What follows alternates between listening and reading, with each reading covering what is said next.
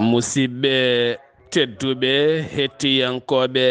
ayawo weltare tv weltare ɓiɓɓe fulɓe andu diine maɗa fedde heblo sukaɓe afrique so daniri filtima ɓaleri buuɗal yurmeende fere feeña windere feeñjey ɓataake bindaɗo aaɓnde nogase jeetati juko hitande ujunnaje nogase tati ɓatakuji men fayti koye tarihaji annabaaɓe en jetti joomi men tagɗo en konnuɗen hakkunde jeeri e waalo wi kam tan yen ndewɗum en juule annabi men tedduɗo cuɓaɗo korsuɗo korsinaɗo e ɓerɗe men mo jamirɗen yen juule kala saha en duwanima jinnaɓe men jeyɓe sababu woodede men e o duniya en jetti en jaari khalifa men diine e khalifa men aada kala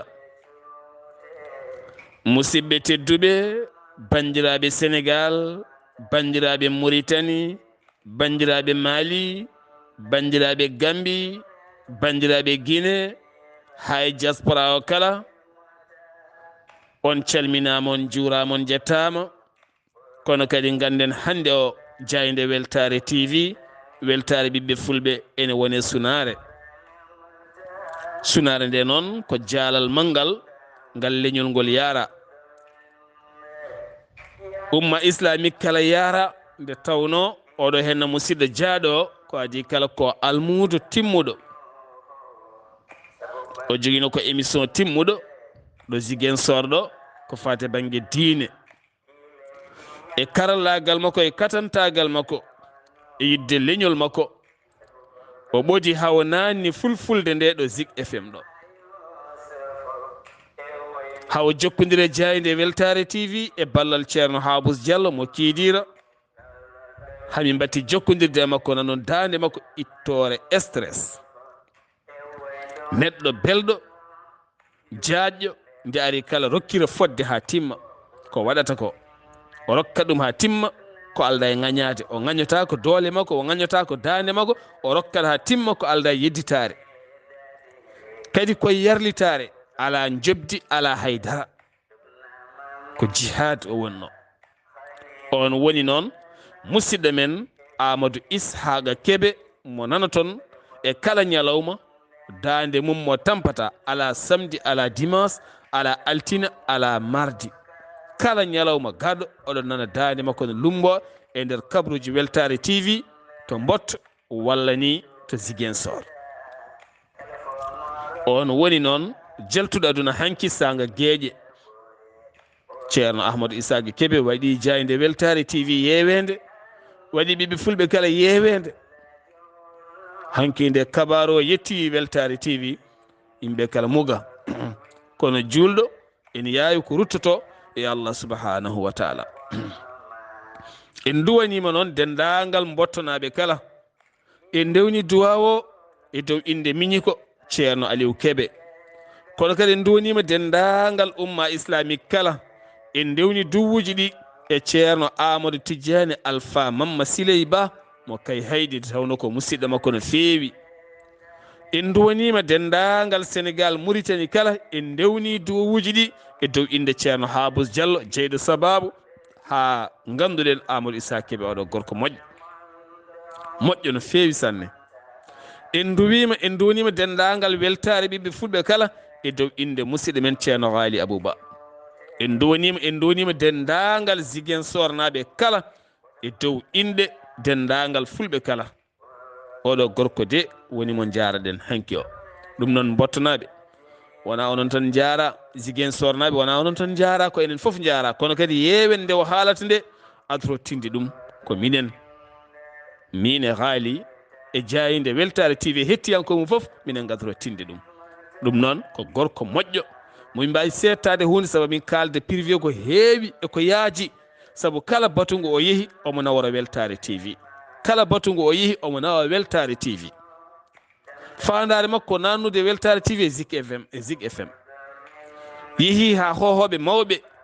tombiɓe toon ko fati banggue audiovisuel banggue oɗon joɗaniɓe toon laamu ngu ha batti haqqille e golle weltare ɓiɓe fulɓe gam sababude makko ɓen jehino ha mbaɗi ɓeeto mbete weltare wonko foti wawde dañde hankkadi ni kala programme baɗaɗo toon ɗum fof koye ballal makko wonno e yaade hen koye ɗen koyɗe o doganno beele weltare wawa dañde hunde on ko neɗɗo mawɗo o ko jaggal manggal o ko miijo manggo jogui ko miijo moƴƴo jogui jogani kadi weltare miijo moƴƴo taw wona heɗade tan walla dusde o joguino ko peeje sakkande weltare hano watte ha wawana hoore mum walla ha wooda ko wawi wadde walla ha wooda ko wawi dañde daɗɗude muɗum moƴƴiri ha wawa dañde ɗum wonno fandare Amadou Issa Kébé ɗum noon haade men yettade ceerno Haali Abdullahi Sy garten seeɗa e mbaynigu makko ngu o waynino kanko ceerno Amadou Issa Kébé sabu o wayninoma Ziguinchor fawiyen toon musidɗo men Amadou Ishaqa Kébé Amadou Issa Kébé hol kabaruji gara ndena to Ziguinchor e ko taari ɗum kala o kikiɗe hannde assalamu aleykum wa rahmatullah assalamu wa rahmatullahi taala wa barakatu Saar Abdullahi Saar a salmitama e dennagal hettoɓe weltare tv kabaruji garanɗen ɗo e nder Ziguinchor e eɗen gandina bandiraɓe ina wayno journal meɗen o hannde ma en taƴodira bandiraɓe fodde balɗe eyyi noon inchallah ko jaam tan wonko gonɗen e banggue golle goɗɗe ko ɗum ɗon tan woni hen so allahu lamɗo jaaɓi soon garti e journal e ma mbaw famnude yimɓeɓe holɗen ɗon golle gonnoɗen ɗum noon ɓe jaɓan en ganda ɓe ganda tan ko jaam ina sella goɗɗum wodani ko taƴodirde e nde tan famille daji ina way ɗum ɗo hen wonno konngol makko cakkitigol e nder jokkodiral makko e jayde weltare tv to banggue privé mbaynigu ngu ha gandon lawol ngol o yanugol ko woni kettuɗon audio mo ɗaccanno en nde o hirdata nde ara salminama juurama a weltanama yimɓe fof kadi jewninoma eyyi eɗen dutto opére ken waɗoɓe opére hannde mbiyeɗen yen gar kikiɗe ɗum noon woni haalandema eyyi ma en taƴodir ɗeɗo balɗe kono ko jaam tan so Allah jaaɓi opére on o rewano lawol ɗum noon ina wayno ɓe mbi yen gar mbalen toon hannde so en pini janggo woni opére aɗa ñaaga hen duwaw e dennagal duwuji ma fof aɗa ñaaga hen jeehen e jaam garten e jaam eyyi ko ɗum ɗon tan mami yewnu on noon mami yewnu on no fewi no fewi no fewi ñaagui duwa tan so Allah jaaɓi so en garti mbawen ɓamtude holɗum journal meɗen no goni ɗe jamma ñalawma a jarama Seydi Sarr mi humpitma guila a humpede ma yewnu amen de kono minen ɓuuri yewnudema saabu a yeehi a acci amen a accidi amen sawtowol ma ngol min jejjitta abadan Seydi Kébé a yeehi a yadane gacce saabu kirdo on fayi hôpital taw kadi ganduɗa ko guurɗo e doole muɗum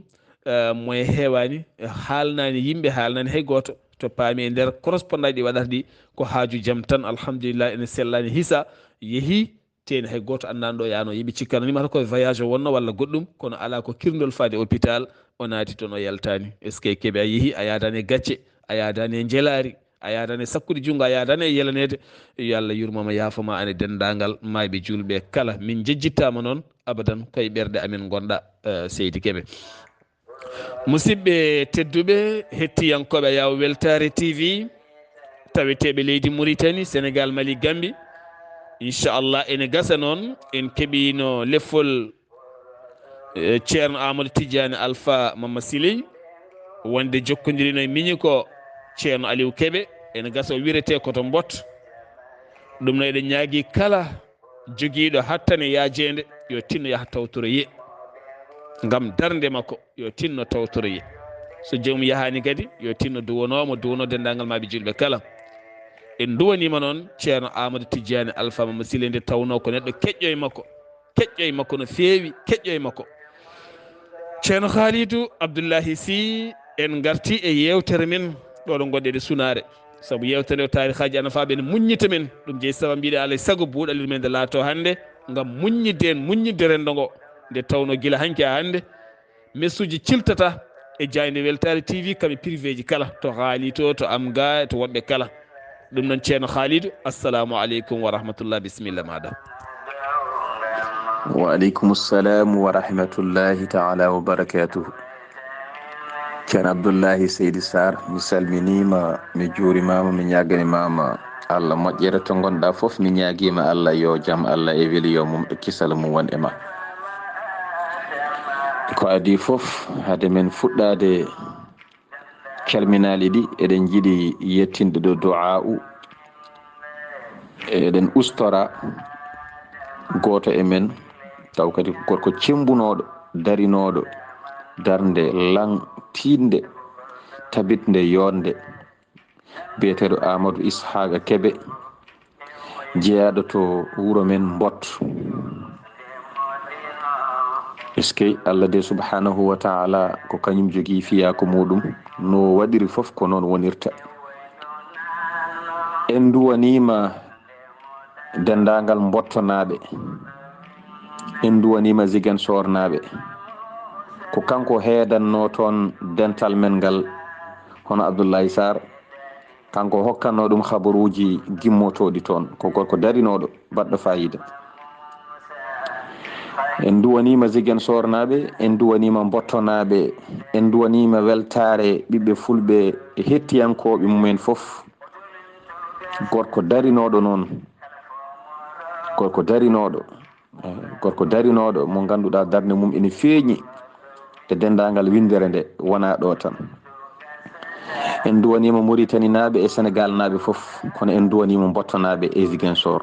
en duwanima weltare ɓiɓɓe fulɓe, kadi en duwanima Saar Abdullahi Saar. Yo Allah yurmomo yaafomo, yo Allah harnumo aljanna, yo Allah watton foftorde makko, yo barke makko heddo e ɓesgu makko, yo Allah hoddinmo e annabi makko sallallahu alayhi wa sallam. Aduna ko ni tan en ñaaguima Allah yo Allah hebbin e makko yurmede mum, kanko e dendagal mayɓe julɓe. Eɗen jogui e makko jorto, en ñaaguima Allah yo Allah timmin jorto o. Eskey ceerno Amadou Ishaqa Kebe, yo Allah moƴƴin janje, yo Allah moƴƴin janje, yo Allah moƴƴin janje ngam darde ma sellude labtude, yo Allah moƴƴin janje nde barke annabi sallallahu alaihi wa sallam. Yo wi ha nino o yeehi toon ko ɓooyi sababu nde tawde toon ko moƴƴi e ko weeli. En calmini dendagal aduna o foof, en duwanima ɗumen ustare makko. Caggal ɗum en calmini dendagal aduna o foof, en calmini dendagal julɗo ɗo woni, kono en gardini calminali he jinnaɓe men tedduɓe ɓe wonɓe sababu wodede men. En calmini ceerno meɗen ceerno Mahmoudou Alhaji ceerno Mahmoudou Belli Mbaye mo ganduɗa ko kañum Allah waɗi coccodirɗen ha mbawɗen wonde ko gonɗen ko. En jejjitta haaldemo, en gamata haaldemo. Seydi Saar mi salminima lawol gongol, mi duwani mamani kay e alhaali mo gonɗen dow muno, kono noon ko fi Allah kala no feeñiri ko noon, kala ko fawe dow men en jaɓaranmo, ko ala ko mbawɗen e ɗum. Ɗum noon en jabari Allah, en ñaaguima Allah yo leydi ɓuɓanmo, enenne yo Allah heddu en ga ko juuti wondude e weluya Allah e kisal mum e dewal Allah timmugal jaɓangal. En calmini dendagal julɗo, eɗen tawe ɗo e galle ceerno Ahmadou Diago, jaatigui men, sehil men, guiɗo men, gila hanki taw hande arani. So Allah jaaɓi noon hande en gimmo ɗo mbaalo yonto wiyete Elbef. ɗon noon en calmini Ifra Karfa Sow e joom suudu mum hono Hawa Sow. En calmini mawni ko Seyni Sow e joom suudu mum Aïssa Soumare. En calmini Evoro naɓe hono ceerno Gaynde Diago e joom suudu mum Hawo Konte. En calmini satodiɓe mabɓe toon foof, kono en calmini sohna Oumou Touré moƴƴo jiɗirɗo en Allah. En calmini dendagal julɗo ɗo woni Seydi Saar, konngol arti e ma e on saaha jokken golle so hawri e welede Allah. Seydi Saar. ceerno Khalidou Abdullahi Sy ko nduwiɗa koye mbi amina ya rabbi ya rabbal alamina. wallahi ko fiya ko Allah tigui. ko Allah tan waɗata ɗum ɗo henna en jabri ɗum Allah kadi en belama ɗum kadi en duwima tawno enen e koye men en jeeya pittali meɗen. ceerno Khalid jarama. ceerno Khalidou oɗo gorko moƴƴo, ko gorko moƴƴo. Amadou Sa Keɓe ko cukkuɗo yolde ceerno Khalidou gonnoɗen koye yewtere mum ko hakkude annabi Moussa kaldiɗo Allah subhanahu wa taala o e Qaruna keɓɗo gandal e nder deftere Tawrat to banggue kimiya alɗi ha bewi ha yejjiti fodde bewi ha bewe annabi Allahu o.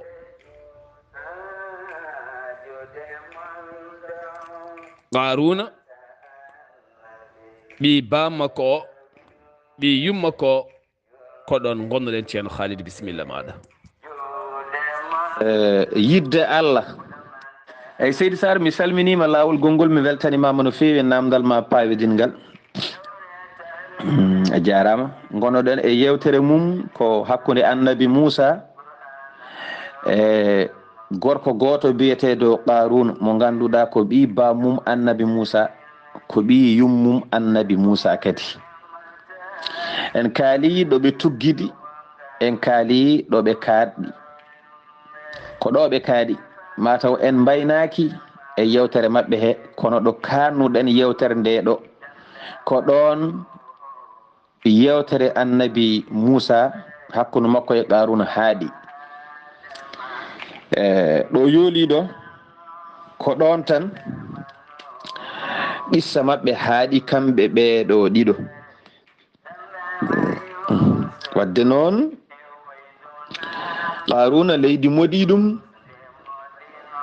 caggal nde haasidi annabi Moussa e dokkal mum Allah subhanahu wa ta'ala ko joom ñawoje. yidde Allah wona tan keeroroɗa mbiya min ko Allah tan woni Allah, kala ko wona Allah ko kecce ko meere ala. kala ko Allah haali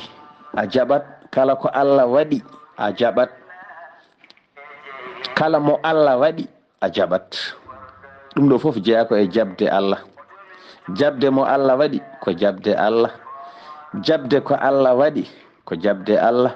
jabde ko Allah haali ko jabde Allah. salade gotel e ɗeɗo gueɗe ko salade Allah.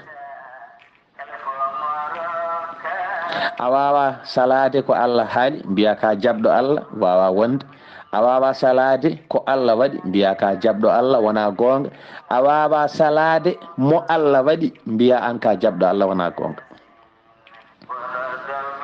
so Allah waɗi neɗɗo a wi pourquoi oɗo ne wona, pourquoi omo kaddata baɗɗo o, hol baɗɗo Allah subhanahu wa ta'ala. saɗa yiɗi dañde jam noon to Allah, a rentantomo ko waɗi, a rentantomo mo waɗi. sa rentaki ɓeɗo a rentaki mo, te sa rentaki mo a yoloto. wadde Qaruna yoolima sababu nde o rentaki Allah. sibi o sali rentade mo Allah wi yo rente, o sali rentade mo Allah waɗi, o sali rentade mo Allah yiɗi. wadde a rentoto mo Allah waɗi, a rentoto ko Allah waɗi, a rentoto ko Allah haali, a rentoto mo Allah yiɗi kadi.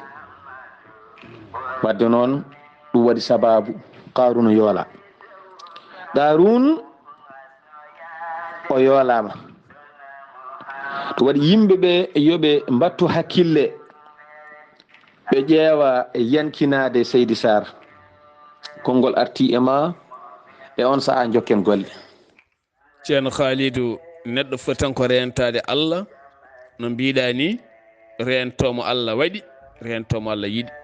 mo Allah yiɗi yiɗɗum, mo Allah waɗi yiɗɗum, yiɗa Allah. sa horima yidde mo Allah waɗi joni mbuɓɓoɗa no jiɗɗa fo mbaya. sa horima yidde mo Allah yiɗi joni mbuɓɓoɗa no jiɗɗa fo mbaya. andu mo Allah yiɗi jiɗa ɗum, andu mo Allah wondi gonda e mum. sa wondi mo Allah wondani sa nani ka weelat. wayi tan e aduna he kala kaɗa gollodira ciirɗo sa gollodira mo sirani tan so yoolima yooloto ɗum waɗi so kuuli tan a kuulat ɗum woni ko yimɓe mbiyata ko gollodiren ɗo ciirɗo businessman gollodira ciirɗo so ane so kuuli tan a kuulat so laalama ko yuwi tan a yuwat ɗum waɗi hannde jiya neɗɗo ene gollodira neɗɗo daña probléme gollodira ciirɗo ceerno Khalidou ɓayde en gari ha to qaruna yooli joologol ngol heewani yiide yoolade nder leydi heewani yiide haalan men seeɗa ko fate banggue mawnikinare haade men aroyde annabi goɗɗo mo cuɓiɗen ceerno Khalidou bisimilla maɗa.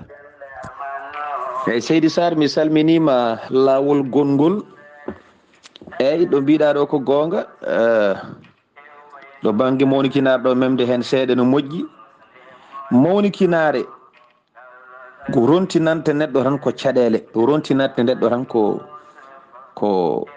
koko wuddi lomtinante neɗɗo tan ko so renaki so woppani ko natoyde jeegue nelaɗo Allah sallllahu alayhi wa sallama o wi natata aljanna on mo ganduɗa ina e ɓerde makko fodde gabbel zarra taw ko mawnikinare wadde mawnikinare moƴƴani ko foti e gabbel leydi so woni e ɓerde neɗɗo mawnikinare o natata aljanna ko foti e gabbel leydi limanagal so woni e ɓerde neɗɗo hayso golli golle natnodemo aljanna so naati o yaltoyat so golle ɗe gasi wadde tinnoɗen gussen mawmaw goppen mawmaw ala ko rontinante neɗɗo so wona jibinande nde ganduɗa janggo so tawi ɗum jibinama e makko wonantama ko sunno wonantama ko somi andino wonantama ko sinno taw hankkadi ala ko nafata seydi Saar annabi Moussa e annabi Haruna ɓeɗo cuɓima yankinare wadde yankinare mabɓe rontinaniɓe dañje weluya Allah subhanahu wa ta'ala Allah hokkiɓe teddugal duumigal ngal iwata teddugal ngal iwata holko woni ɗum ɓe daña teddugal e aduna kala ko hucci e mabɓe hettaɓe less ko yiɗi ardude doole hetta less ko yiɗi ardude gandal hetta less ko jiɗɗa foof gona no jiɗɗa foof mbaya sa ari e mabɓe so tawi garduɗa e mabɓe ko gardugol ngol fewani yidde ganjeɓe walla yidde wardeɓe walla yidde hirsindeɓe walla ko nandi hen ko an wattinto eno garduɗa ni ko an hotanta sababu nde yankinare nde ɓe jogui ɓe goddi koye Allah ayi Allah hokkiɓe teddugal duumigal guilay aduna ha e lahara ɓe natoya e aljanna mo ganduɗa ko naimi daimi mo ganduɗa ko aljanna nemoraɗo aljanna mo ganduɗa ko toon nelaɗo sallah sallam hoɗata to ko duumiɗo nemo mum iwata ɓe jiiya toon kadi yeeso Allah teddugo ngo ɓe nana toon haala Allah ɓoyka ka ɗum ɗo kay kene rontina oɗo galle kay daña ɗum golle ɗen ɗon kala no cifori ene haani so yankinaɗe yankino pele keɓawo galle so lesɗinade so hoykinade so woykinade so wartade ɓaade ɗum tan hokkata oɗo galle so wonde tan caggal neɗɗo kala ko wi mbaɗa so tawi ko ɗum hokkata oɗo galle kala no sifori e mbaadi ene jaari mbaɗa ɗum kono ay so tawi mawmaw haɗima wadde ɗum ɗo rontinantoma tan ko gacce rontinantoma tan ko basal sibi basal haadiren ko e nadde jeegue ɗum noon oɗon tinno oɗon batta hakkillaji e gueɗe baaɗe ni henne so Allah hokki neɗɗo gueɗal tinno saabi Allah kala no way jaɓmo jabdemo nde ko Allah woni mo jaɓɗa sibi ko Allah waɗimo no wayni sinno ko neɗɗo waɗanno hoore mum an mbaɗa noon hoore ma ko Allah ƴetti ɓural mum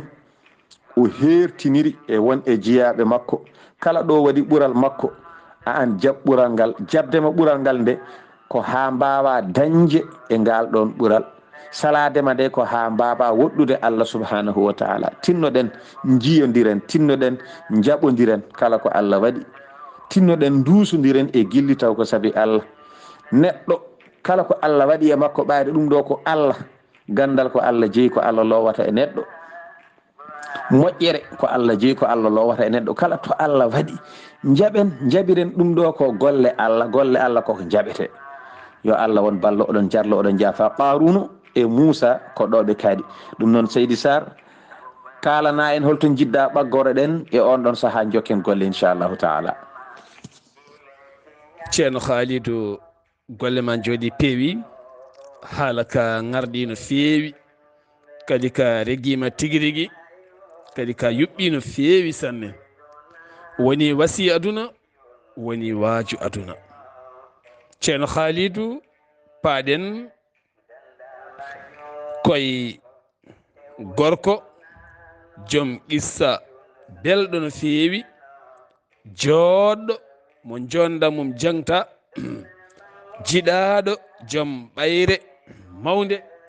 jiɗaɗo ɗo bammum korsinaɗo to joom suudu lamɗo baɗɗo fayida mo ganduɗa qissa mum ko cuniɗa ko kala sa heeɗima tan a ustat nde tawno kanko hoore makko ko sunuɓolo e nder qissaji makko kono kadi welto gonɗo hen ne hanma tinde gueɗe kewɗe. ceerno Khalidou koye on gorko paaɗen holko addi Yousufa annabi Yusuf mo yimɓe hewɓe paadi ha garen mum ceerno Khalidou. wa aleykum salam wa rahmatullahi taala wa barakatuhu. ceerno Abdullahi Seydi Sar mi salminima lawol gongol mi weltanimama no feewi eyyi mi weltima kadi e mo jiɗɗa gadden joni o hono Seyyidina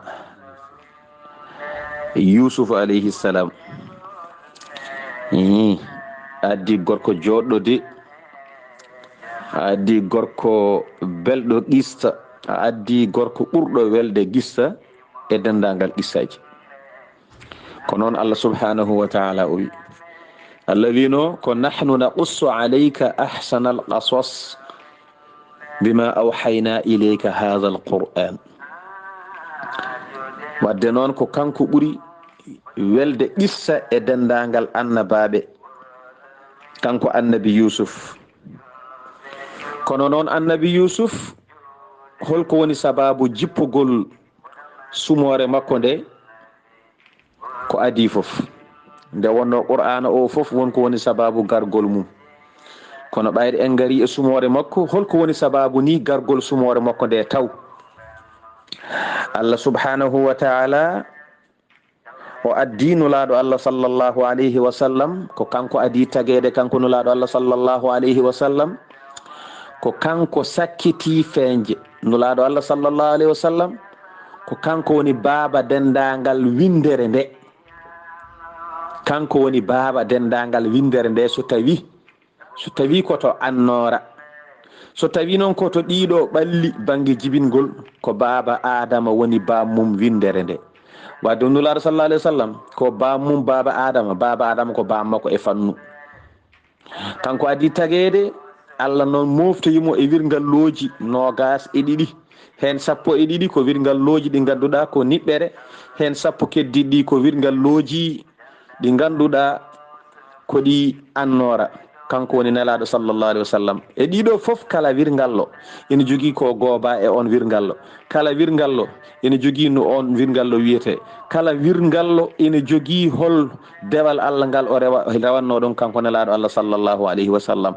oɗo adi tagede e dendagal windere nde o gasni gobede e ɗiɗo wirgalloji foof taw baaba Adama tagama ko rewi hen tagama ko rewi hen ha yetti annabi Souleymane ha yetti annabi Isa mo ganduɗa ko on nelaɗo sallallahu alayhi wa sallam rewi to banggue nelal aduna yankewal wadde noon ɗum ɗo foof nelaɗo wonno ko e gobede nelaɗo wonno ko e fewnede nelaɗo wonno ko e dewal Allah nelaɗo wonno ko e daɗnede ha o daɗa dendagal kala ko wona kanko ha o socce o itte kala boneji gonɗe e aduna gasata wadde noon o sakkiti aroyde caggal o neli kala mennoɗo arde ɗo yo ar ƴewanamo aduna ono sifori wadde noon oɗo nelaɗo Allah sallallahu alayhi wa sallam ko oɗo Allah tagui addi ɗum nde Allah addimo subhanahu wa ta'ala yahudiyankoɓe jaɓanimo ɓe jeddimo ko ɗum woni sababu gargol ndeɗo simore annabi Yusuf. Seydi Sar konngol arti e ma e on sa'a jokken golle. ceerno Khalidou machallah annabi yusuf a silima no moƴƴi. ɓeeɗo jeddimo kanko annabi sallallahu alaihi wasallam tan simore jippi kamɓe ɓe yahudiyankoɓe. ceerno Khalid bisimilla, holko saabi simore nde? seydi Saar, mi salminima laawol gongol, mi salminima no feewi, mi weltanimama. Annabi sallallahu alayhi wa sallam mbiɗen ɓayde mbiɗa holko woni ɓeɗon jeddimo tan simore jippima, holto rewi e holno wayi. kanko nelaɗo Allah sallallahu alayhi wa sallam, Allah nelimo yahudiyankoɓe jaɓanimo. nde yahudiyankoɓe calimo noon, ala fof ko waɗani ɓe cali. kamɓe noon kala ko qur'ana addi nene e deftere maɓɓe. joni noon eɓe gandi o tawaka defte maɓɓe nde ndi jippinde, kanko ko joni o ari. ɓe gari e makko kanko nelaɗo Allah sallallahu alayhi wa sallam, kamɓe yahudiyankoɓe. nde ɓe gari e makko ɓe mbimo nelaɗo Allah, ɓayde mbiɗa ka nelaɗo ko gonga, yewten min habaru annabi yaquba e ɓiyi ko biyeteɗo yusuf e dendagal ɓiɓɓe makko woɗɓe. yewten min ɗum. Allah subhanahu wa ta'ala nde nelaɗo haalna kaɗo haala, nelaɗo anda hen haydara. nde nelaɗo anda hen haydara, Allah ne andi ɓe namdimomo, te ko ɓe yedduɓe mo, e te kadi so addani koɓe namdimo ko on ñande ɓe ɓurata yeddude mo, jeddidi ɓurata sattude. Allah subhanahu wa ta'ala heɓɓiti wi muhammadam sallallahu alayhi wa sallam, nahnu naqussu alayka ahsana alqasas bima awhayna ilayka hadha alquran kono wa in kunta min qablihi lamina alghafilin. ay minen de min Allah te teddugalam e mangam mami haalana qissa ɓurɗo yodde e dendagal qissaji. ay ono qissa mo kalantumami nde o kewata nde an a tawaka, mi haalanma ɗum kalanaɓe ɓe ganda annabagal ma ko gonga. sibi a haalniɓe koɓe gandi a tawaka, a haalaniɓe koɓe laaɓa a andano a tawaka, a janggani. sa haalniɓe mi haalnuma fodde no woniri e deftere maɓɓe ni, kalniraɓe noon taw hay hunde a ustani a ɓeydani, ɓe ganda noon ka gonga. Allah noon haalni nelaɗo sallallahu alayhi wa sallam qissa annabi yaqub e ɓiyum biyeteɗo yusuf to tuggi ha to haɗoyi ko noon jippori e deftere mabɓe kamɓe yahudiyankoɓe. ɓe gandi noon oɗo nelaɗo Allah sallallahu alayhi wa sallam ko gonga. woni ɓe jebbili, ɓe ndeeƴi, ɓe gaccimo, o deeƴi, o dañi jaam maɓɓe. hay sinno ni o dañani jaam e maɓɓe no yiɗiri ni. ɓe gandi ko gonga, neɗɗo ne yeddo gonga taw gonga ko gonga, ko ɗum ɓe keddori. kono noon ɓe natti sikkitade wonde ko gonga walla wona gonga kam. wadde noon ko ɗum woni sababu gargol ndeɗo simore seydi Saar, konngol arti e ma e on saha jokken golle. ceerno Khalidou, ɗo hen laaɓi nannimam, ɗo kalɗa ɗo hen ɗe mbaɗa erago tan faade rendo men ngo, nde tawno rendo ngo somi ari maggo mbaɗa heeɗongo no fewi. ko ɓuuri hewde e rendo ngo eɗi yimɓe ne jooɗi ene jewta sariya, taw gando mawɗo sere ne jooɗi, kamɓe ɓe jeddodira tene ooli ɓe namdom kono ala ɓe namdata kom.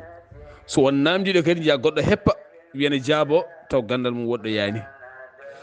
ko rewi hen ko jiya yimɓe ne jooɗo ne jewtida actualité ji, taw ala fof ko ɓe gandi ɓe jeddodira jeyanke baɗɗo ple ene sara mabɓe, ɓe gondaka ɗum on so nani hen ɗemgal ɓe jeddodira e muɗum. ɗum firti hande e nder rendo men ngo orata tan ko penale mehe, yimɓe jiiɗi ko débat ji penale ne ora. ɗum noon sa heeɗima kaɗo haala a yi annabi sa sallam tawaka,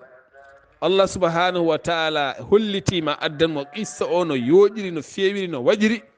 beele ɓeya yinnoɓe wiide ɓaydotako yo addu so tawi ko gonko annabi aywa addi ha dakki ɓen. ɗum noon enenne sen joɗima e rendoji men neɗɗo foof fannumo yaari dokken mo fodde nde ko jeddodirɗen ko foof so ari dokken mo fodde batten question ngaji so haali kadi jaaɓen ndeƴen hen. ceerno Khalidou ndeɗo simore ne heewi fayidaji, hol fayidaji ɗi mbawɗa addande men hen kadi ha mbawen naftorade e ɗi mbawɗa kadi haalanden hen haade men yettade Youssouf tigui rigui ceerno Khalidou. hay Seydi Sar mi salminima lawol gongol, mi weltanimama no feewi. Ndeɗo simore ne heewi fayidaji no feewi no feewi no feewi. Fayidaji ɓamtiɗi tedduɗi ñawoje ɓamtiɗe ɗe ganduɗa hakkille wawatano yettade toon, kadi ɗi tawetake hay nokku. ko ɗum waɗi sababu gando goto wiye Khalid bun Ma'adan o wi suratu Yusuf simore annabi Yusuf nde e simore sohna Maryam o wi ɗeɗo yimɓe wonɓe aljanna ɓe ene uronoɗe. O wi kadi heɗota ko simore Yusuf neɗɗo gonduɗo e sunno, so wona so heeɗima suratu Yusuf o serta e sunno. kala ko cuniɗa e aduna a wawa yettade annabi Yusuf. kala ko cuniɗa e aduna a wawa yettade annabi Yusuf. wadde ndeɗo simore ko wande fayida hay saɗa jogui sunno e hemon jon sunnoji en, e hemon joguiɓe caɗele aduna, e hemon hewɓe miijoji tampinaɓe e aduna, kettoɗe simore annabi Yusuf, kettoɗe gurdam annabi Yusuf. hettade annabi Yusuf e gurdam mum ene addana neɗɗo foftere to banggue fittadu, to banggue hakkille, to banggue ɓandu, to banggue caɗele aduna. wadde noon koye on ɗon Yusuf natɗen joni, ɓayde ko ɗum ceerno Abdullahi Saar wi koye makko natɗen. en naati e neɗɗo kewɗo haala, neɗɗo kewɗo ñawoje, simore hewde alhaaliji. wadde noon ko e nden ɗon simore natɗen hande. simo alqouranil karimi noon ene waɗi hen ko woni lugha mo ganduɗa ko arab, ene waɗi hen ko wona arab, ko wayno sijjil en, mishkate en, istabrak en e ko nandi hen wona arab. hay sinno ni tarakibuji ɗi e uslubuji ɗi ko arab, ko natodiral, kono noon eɗen gandi kam ɗiɗo konguɗi ɗi jeeyaka e arab. kono noon ko uslubuji arab goni ɗon. ko noon yo Allah won ballo. wadde noon Allah subhanahu wa ta'ala o wi nelaɗo Allah nahnu naqussu alayka ahsana alqasas, amin qisso e ma ko ɓuuri yodde, ko ɓuuri ngarɗude e qissaji. amin kalanma ɗum komin kalantonoma ko ɓooyi ko foof ene yooɗi ne garɗi, kono momin kala ko ɓuuri ɗum hande. min kalanma ɗum woni qissa annabi Yusuf.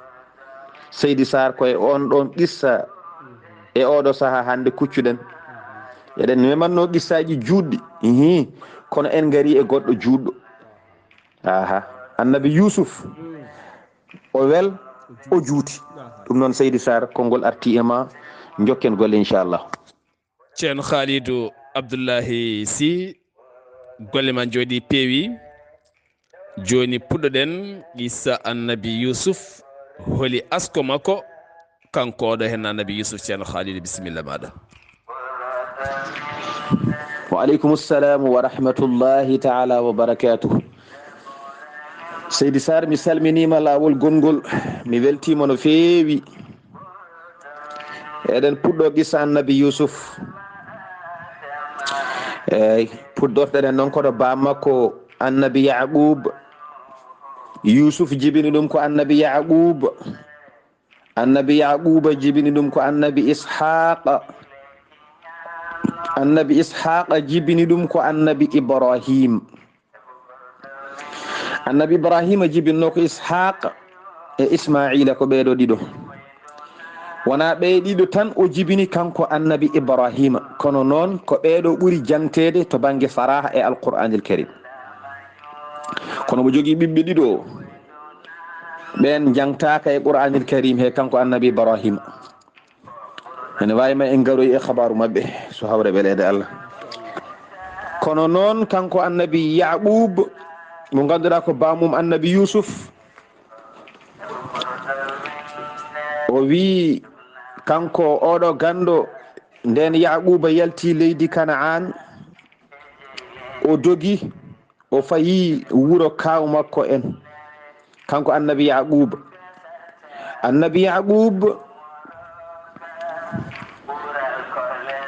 o jibina komo jibdina e goɗɗo taw on ko funere makko mo wiye iisu ko kamɓe ɗiɗo leludino e reedu koɓe funeɓe kono ɓeɗo ɗiɗo ɓe ɓami habde gila e nder reedu ɓe cuwa taw yaltude joni noon de Allah waɗi noon ɓe jalti ɓe jibina e cukago mabɓe ko haare tan koɓe haɓoɓe annabi yaquba noon yiɗa haare kono iisu o ko kaɓeteɗo goto ko ɗum waɗi sababu nde haare mabɓe satti e cukago mabɓe ɓe jiyata so wona haare jinnaɓe ɓe kebli yaquba yo yaato kaw mum biyeteɗo laban e on ɗon saaha ɓe keblimo ɓe nayimo to kaw makko biyeteɗo laban kanko annabi yaquba o yetti kaw makko laban o ari ko wonde ɗon omo wonda e mum ha sa'aji mbaylo kaw makko laban ƴettimo wimo joni bisimilla maɗa o woni ɗon dumunna caggal ɗum noon o noddi kaw makko laban o wi min de mboɗo yiɗi ɓiye oɗo biyeteɗo rahil taw on ɗon rahil ko o woni yummum annabi yusuf on woni yummum bunyamin mo ganduɗa on e annabi yusuf jiidu yummo e baaba nde o ƴami on ɗon debbo kanko annabi yaquba woni bamum annabi yusuf o woni ɗo kaw makko ɗo ha o yi ngel ɗo cukalel ene wiye rahil woni jogorɗo jibinoyde annabi yusuf e miñum o wi kaw mbeɗa yiɗi ɓinguel ma ngel ɗo Seydi Saar konngol arti e ma e on ɗon saaha jokken golle ceerno Khalidou Abdullahi Sy o yi suka debbo rahil o yiɗi ɗum holko kaw makko wimo ɗon ceerno Khalidou Seydi Saar mi salminima lawol gongol kadi mi weltanimama e lamdal ma payodingal weltima no feewi eyyi o ƴami debbo o mbiɗa holko kawiraɗo o jaabi kaw makko jaabi ko mi nani ko kalɗa ko kawoyam eyyi baasi ala mi nani ko kalɗa ko kono joni jinmi ko haademi hokkudema ɓiyam ar aynanam duuɓi 7 baalam ɗi kawiraɗo ko kewɗo jawdi kanko annabi yaquba kaw makko ko kewɗo jawdi kaw makko wimo ar aynanam jawdam ndi ay nde kalten annabi yusuf nde kalten jafoɗon annabi moussa en kaali hen wonde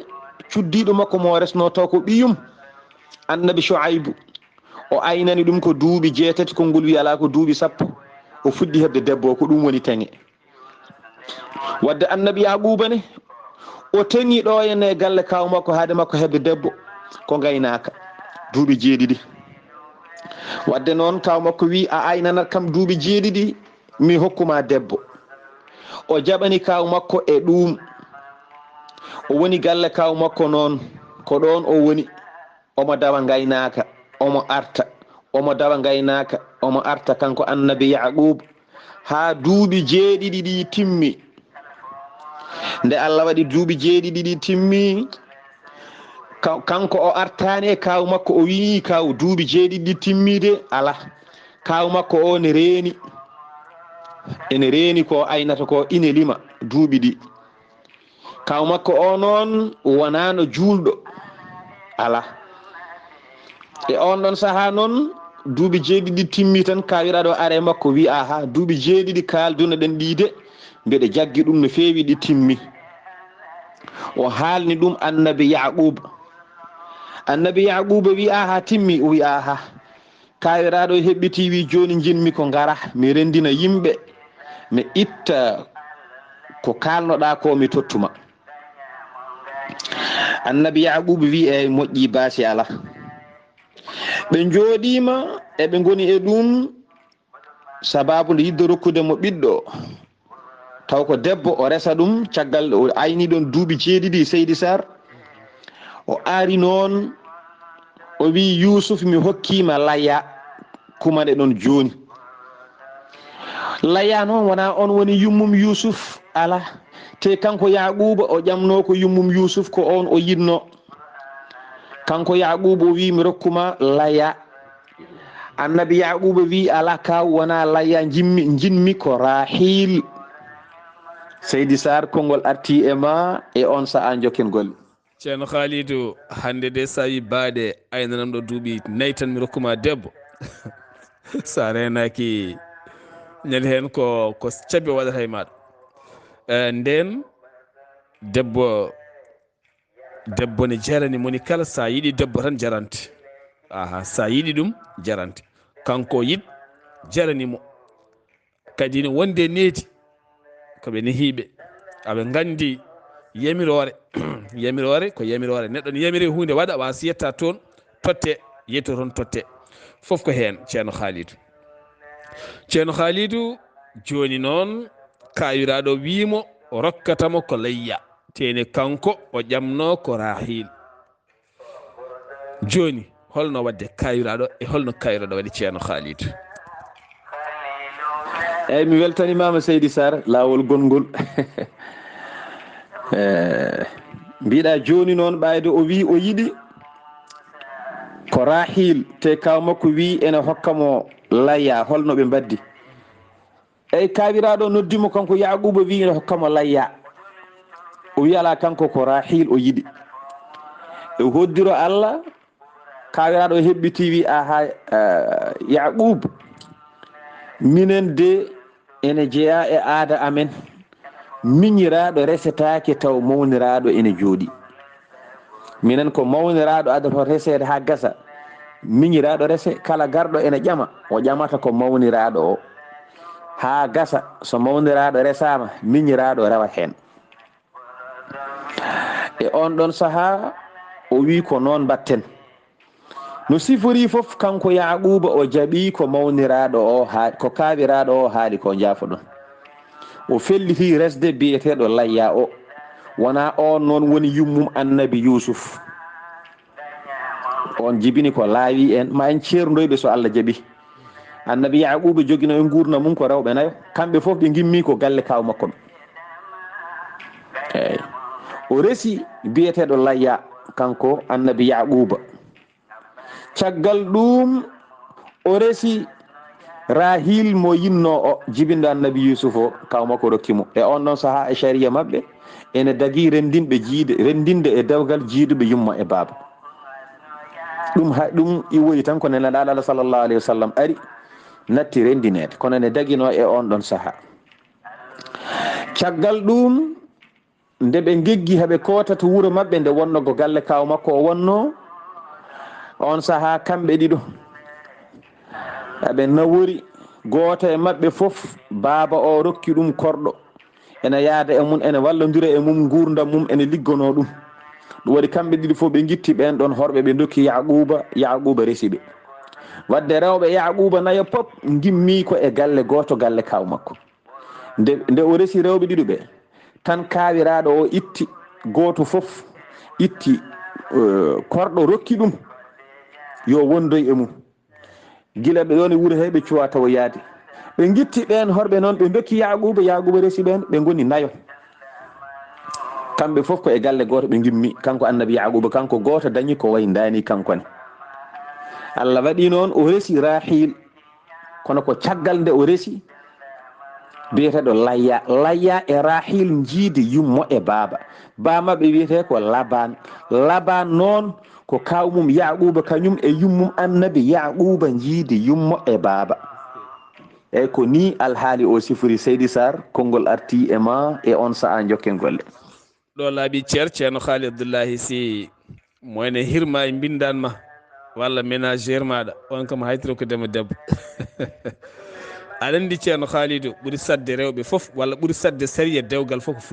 fulɓe ne caɗi sariya mabɓe dewgal ne satti. sa resi e nder galle son ceeri walla sohli debbo goɗɗo hay so tawi ene woɗɗodiri e nder galle he asko ngo ne woɗɗodiri a hayti hebde hay legal he hoore mum ni goto fof komi tawata kaari kaari kay tawoyta kaari tawoyta kaari ten dewgal ko dewgal tan est ce que saria fulɓe to banggue dewle ne satti ceerno Khalid Abdullahi Sy machallah ceerno Khalidou annabi Yaquba a rewidima gueɗe mum ne haka galle bam mum nehoyi ko galle kaw mum ha ayni duuɓi jeeɗiɗi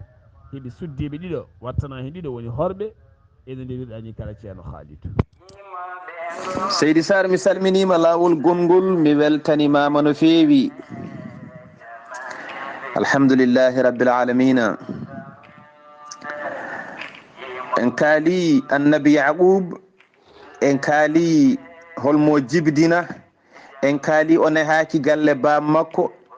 en kaali holko woni sababu neheedemo galle kaw makko